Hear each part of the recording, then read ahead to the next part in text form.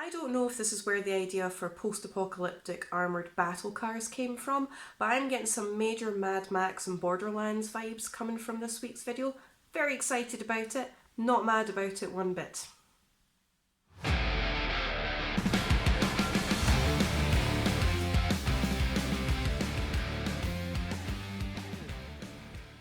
Hello, hi, welcome back to the channel. So today I'm back with another metal history video where I take a deep dive into the history and the mythology behind metal tracks and metal records. Now if you are new here and you've stumbled across this video, we are towards the end of this current mini-series, so there is a whole playlist dedicated to the album that I'm just about to speak about, so you can play back on the various episodes that I've already done. But basically, I'm taking a deep dive into the Ukrainian death doom metal band 1914 and their album Where Fear and Weapons Meet, which was released back in 2021 via Napalm Records.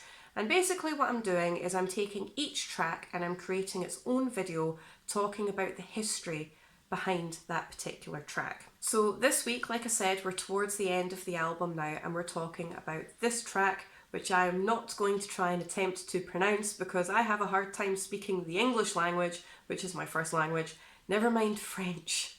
So it's this track here, this one, I'm not even going to try.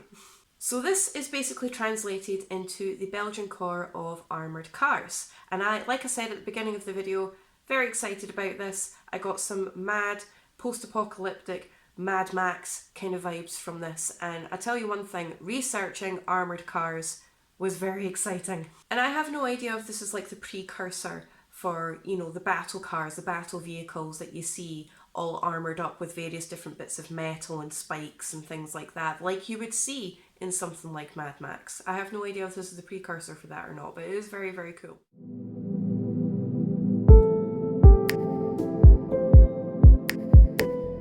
So they were established in late 1914, early 1915, and basically what they would do is they would strip cars back and add armoured plates onto them as well. Now there was a number of car companies at the time that did actually facilitate the making of these armoured cars during the First World War, but one of which was the Minerva Car Company. So basically these cars were stripped back and armoured plates were added onto them, but not only that, they were fitted with weaponry as well. So basically they were fitted with Hotchkiss machine guns or the French Navy 37mm rapid fire guns. So you had 4 crew members in each of these cars. You had the driver, you had the driver's assistant who not only looked after the driver and helped them out, but also looked after the ammo and the weaponry inside the vehicle.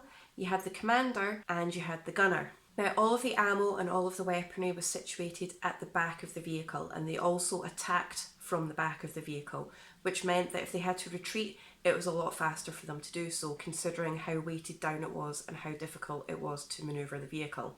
Now initially these cars were meant to be fighting on the Western Front, but because of their poor design and their bulky weight, it was very, very difficult for them to do so, especially in heavy trench warfare. They often got stuck or they couldn't manoeuvre easily. And because they were so difficult to manoeuvre and they often got stuck in the mud, they were very easy targets for artillery. Now in May 1915, a special request was put in to move the armoured cars to the Eastern Front. Tsar Nicholas put the formal request into King Albert I of the Belgians, and it was agreed. Now at the time, Russia and Belgium were belligerent allies. They weren't official allies, they weren't direct allies, it was a very belligerent partnership, and I'll quickly touch on that now.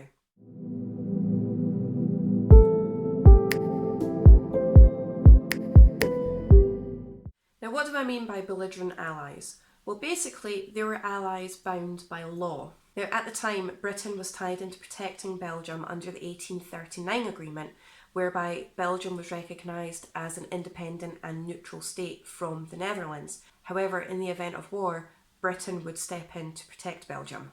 Now bearing in mind Belgium was a neutral state, it had nothing to do with the First World War whatsoever. However, because the Germans crossed their border in order to get somewhere else, it basically meant that Belgium got involved, and because Belgium was under invasion, so to speak, and because Britain and Russia were official allies during World War I, Belgium then became a belligerent ally of Russia through their connection with Britain. I hope that made sense in a very roundabout, generic, very badly summarised way, but basically Russia and Belgium were allies because of Britain.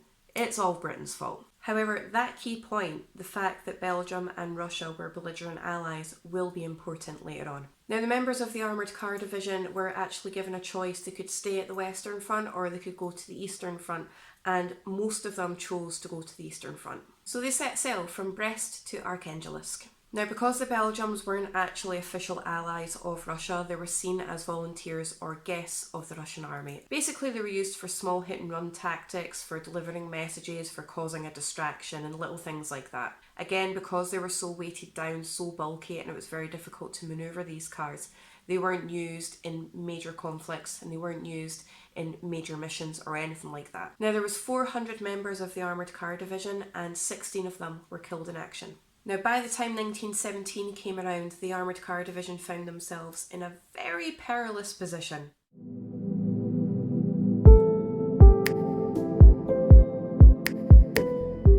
Now, in October 1917, the Great October Socialist Revolution broke out.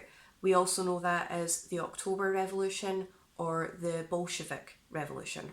And this was led by Vladimir Lenin. Now, the reason this left the Armoured Car Division in a very perilous position is because by this point, Russia had basically withdrawn from the First World War. And because Belgium weren't direct allies of Russia in any way, especially now after the revolution, there was no cause for them to be in such a hostile country. So they were recalled to Belgium. Now, they couldn't make their way home directly because of the hostile position that they were in, so they ended up destroying all of their cars to make sure they didn't fall into enemy hands. They made their way home the long way via the Trans-Serbian Railway. So the railway system took them to Vladivostok, and they sailed from there all the way to San Francisco. And in 1918, they took part in the Memorial Day Parade in New York City. So basically, after they finished faffing about in the US, they set sail again for Bordeaux, France. And they arrived there on the 24th of June, 1918. Now, the following month, the Armoured Car Division was officially disbanded, and each surviving member was given an official 2-month leave before they were placed in different areas of the Belgian army. Not as sad a story as the other tracks that I've discussed from this record so far. And all of the information that I've discussed in this video is actually in the lyrics. The lyrics themselves actually gave me quite a lot of information. I just had to kind of like connect it all together in some sort of chronological order. But I don't know about any of you, but once I know the information and the story behind each of these tracks, it opens up the album in a completely different light, and I just appreciate it all the more. Once again, I'll link all of the band's details in the description box below, and if you haven't listened to the album yet, I highly suggest you do so. It is an amazing album. But if you can let me know in the comments section below what you think of the band and any of the information that I've discussed in today's video. If you could like, share, subscribe, I really do appreciate your support. And if there's any albums or tracks that you do want me to take a deep dive into, let me know and I'll definitely get them added to my list. Thank you so much, and I really appreciate your support. And I'll see you in my next video.